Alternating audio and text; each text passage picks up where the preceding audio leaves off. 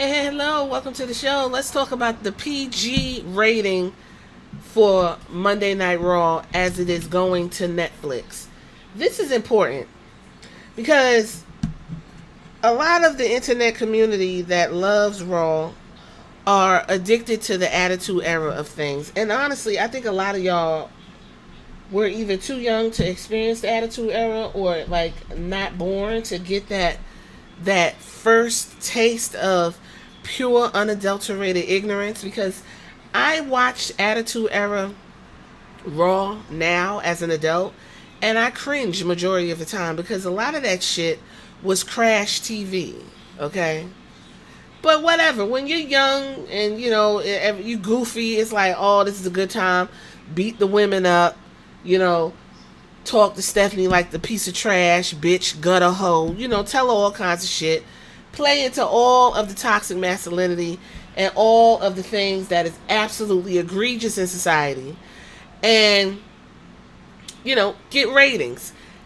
Quiet as it's kept, during those 3 years of the Attitude Era, censors were going off, motherfuckers was going to court, all kinds of things were taking place, but in the front and behind the camera with these superstars, okay?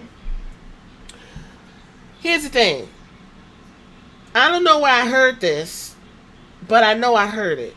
And word on the street is, I'll say that even though Raw will be emanating from Netflix going forth, it is still going to be rated PG. It is not going to be rated TV 17 or whatever the fuck y'all think it's supposed to be. So let's just talk ratings, because PG is still risque.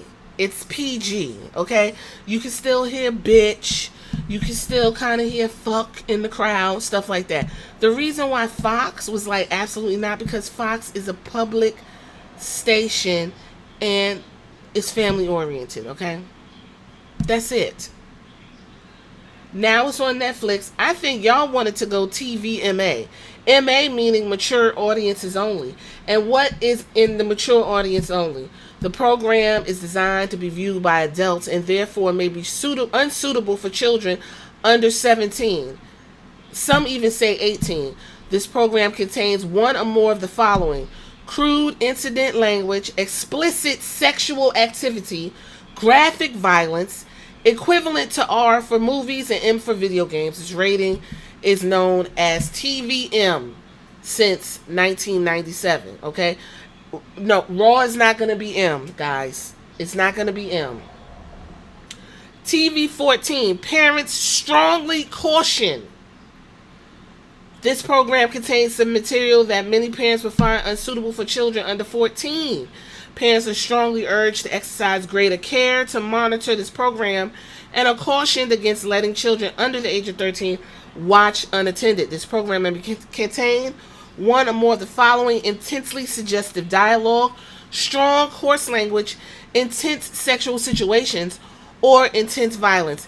If WWE decided to move from PG, TV 14 should be as far as they go. That is my opinion. I think a lot of you need to pick your balls up and put them back in your scrotums, okay? Wrestling, at the end of the day, is for children. It's for pubescent boys. The stuff that was being shown on TV was TVMA. Okay? Mind you, that happened in 1997 during the Attitude Era. I'm not saying the Attitude Era is the reason why TVMA was invented. I'm saying all the shit that was taking place, all they used to say was viewer discretion is advised. That was it. Back in the day, there was no little TV PG M14 in the corner before the TV show started. All they would say is, don't try this at home. Viewer discretion is advised. Now they're telling you, parents, this is where we're at on the spectrum. You need to be cautious with your children. WWE is not G. I can understand if it was G. G means everybody can have a good time with it. Okay? It's PG. That's fine. Now, if he's gonna continue to, cuss like The Rock, have like some titties, some cleavage showing, sexually suggestive conversation, blood. You could 14. You can do that. You don't have to go balls to the walls like y'all want it. Y'all want that bloodlust and that absolute outrageous shit going on. Go to AEW for that. They do that shit over there. Only thing that WWE does not have control over is the crowd. And a holy shit chant does enhance some wrestling matches. That will not be censored. That is what Triple H was talking about. Okay? Outside of that, you don't have to have your wrestlers talking about, I'm gonna whoop your motherfucking ass. Like, why does that have to happen? It's unnecessary. Make no mistake, Netflix has stake owners. Oh God, you know what I'm talking about. Owners who got stakes. I forgot what the hell they call them. It's late. Either way, they're a publicly traded company and stockholders. Okay, they got people who need the family element to remain. And all that hot shit they was doing back in 97, 98, 99, we not doing all that. If you want to see tits and ass and listen to the King Jerry Lawler talk about puppies, oh my God, puppies, go pull that shit up. Go pull that shit up and beat your meat to Trish Stratus. If you want to see somebody get verbally assaulted every Monday night, go pull up some Chris Jericho shit when he was working over Stephanie McMahon. Pull that shit up. She was a very good sport. But damn, I was sitting there watching Web, so he done went he was talking about that woman titties, pussy, shoes, you name it. Half of the stuff he was talking about, y'all today would probably call him gay. Because it's like, do you not want to fuck this woman? Like, why are you roasting her like this? Stephanie McMahon ain't a bad looking woman. Then when she got her big fake titties, it just ain't, she looked better. But he was like not having it at all. Okay? So I also came across this article that I'm going to add to this conversation. It's an old one and it's from Forbes. 5 changes WWE must make to Raw on Netflix. Okay? Shout out to Forbes for giving me some content. Thank you. Thank you. Overall, edgier content. Okay? The Rock is their reference. He was doing a lot of cussing. Most of his cussing was on his Instagram, guys. And then he would go on TV and it was a lot of heavy duty sexual innuendo. But he wasn't like cutting loose like that. Okay? This guy says, of course, that isn't always the case. They were going on and on and on about how The Rock beat Cody Rhodes and stuff like that. And I get it. The Rock is a student of Vince McMahon.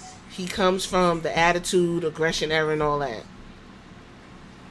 The Rock can do that because that's what The Rock knows.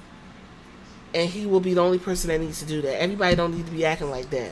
That shtick works for The Rock, okay? He doesn't know how to just cut a promo and not be a fucking idiot. That's what makes The Rock, okay? The next thing is more special episodes.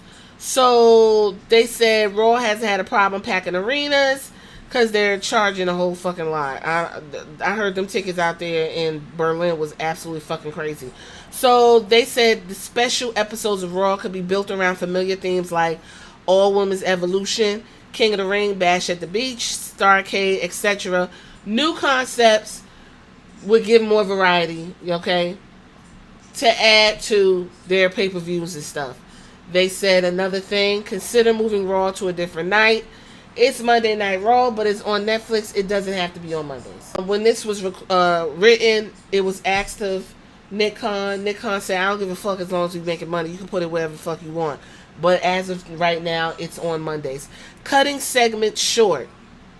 It says it's become quite common for televised Raw and SmackDown segments, even major ones, to cut short or eliminate altogether.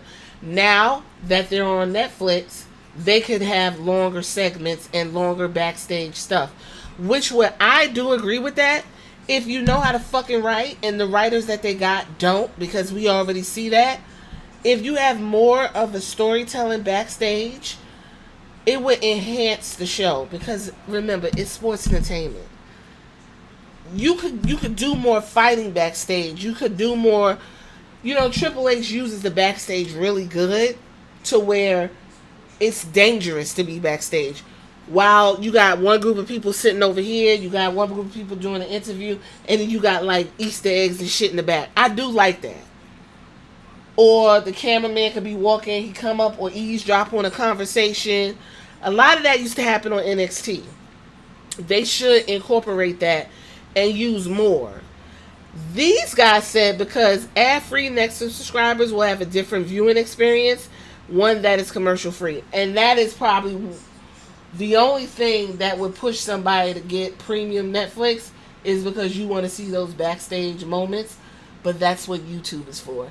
I don't give a fuck about that. So that's cool. They also said Raw adds Cody Rhodes and Roman Reigns.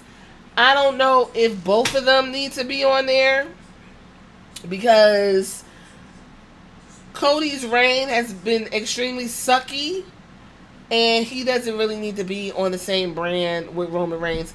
Now, it's working out fine for him now because for whatever reason Roman is not around, even though he was scheduled to be somewhere on the 13th of September. It's not happening.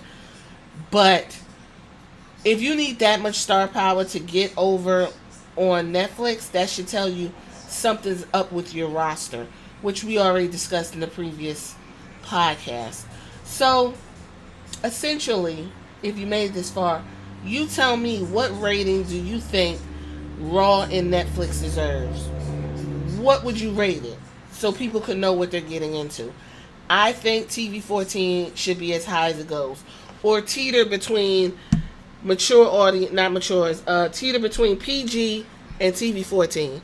Anything beyond that is overkill, and it's stupid, and it will run away a lot of the audience, and they don't want that. They want to make money. That's the whole point, right? All right, y'all tell me what y'all think in the comments. I'll catch you later.